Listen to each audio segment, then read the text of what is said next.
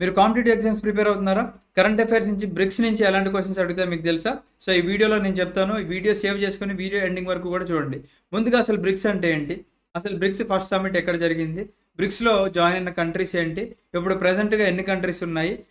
Bricks యొక్క recent summit ఎక్కడ జరిగింది? నెక్స్ట్ సమ్మిట్ ఎక్కడ జరగబోతుంది?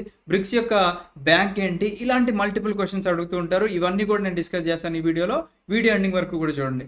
ముందుగా మనకి 2001లో ఈ గోల్డ్మెన్ సాక్స్కి సంబంధించిన ఎకానమిస్ట్ జిమ్ ఓనీల్ అనే పర్సన్ ఈ యొక్క బ్రిక్ అనే పదాన్ని వాడడం జరిగిందనమాట. అతను ఏం చెప్పారు అంటే G8 కంట్రీస్ లేదా వెస్టర్న్ కంట్రీస్కి ధీటుగా ఫామ్ అయిన ఒక ఇన్ఫార్మల్ గ్రూపే ఈ యొక్క బ్రిక్ అని చెప్పేసి చెప్పారు.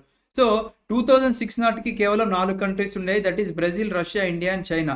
ఎప్పుడైతే 2010 వచ్చిందో మనకి, అంటే వీళ్ళు ఒక మీటింగ్స్ కండక్ట్ చేసుకున్నారో, 2009లో మీటింగ్ కండక్ట్ చేసుకున్నారు, 2010లో కూడా మీటింగ్ కండక్ట్ చేసుకున్న తర్వాత రష్యా కూడా దీంట్లో యాడ్ అయిందనమాట. సో ఓవరాల్గా 5 కంట్రీస్ అయినాయి.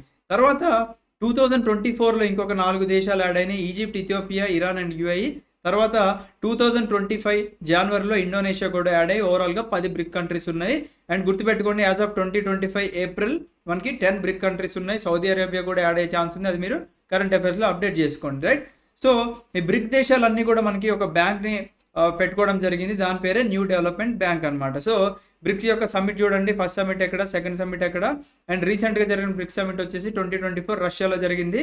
నా క్వశ్చన్ ఏంటి అంటే 17th బ్రిక్స్ సమ్మిట్ ఎక్కడ జరిగిందో మీకు తెలుసా? కింద కామెంట్ సెక్షన్లో కమెంట్ చేయండి, లేదా ఈ వీడియోలో నేనే చెప్తాను, రైట్?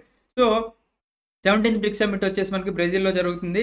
అండ్ ఈ ఇయర్ లక్కీలీ బ్రెజిల్ వాళ్ళే చైర్మన్షిప్ కూడా తీసుకున్నారు. ఈ ఇయర్ ఎండింగ్ వరకు కూడా వాళ్ళే చైర్మన్గా వ్యవహరిస్తారు. వాళ్ళు పెట్టుకున్న థీమ్ ఏంటి అంటే strengthening global south cooperation for more inclusive and sustainable governance. మరి ఇండియా రీసెంట్ టైమ్స్లో ఎప్పుడు చైర్మన్గా ఉంది అంటే 2021లో ఉంది. అండ్ వాళ్ళు 2021లో ఉన్నప్పుడు 15th బ్రిక్స్ సమ్మిట్ జరుగుతుంది.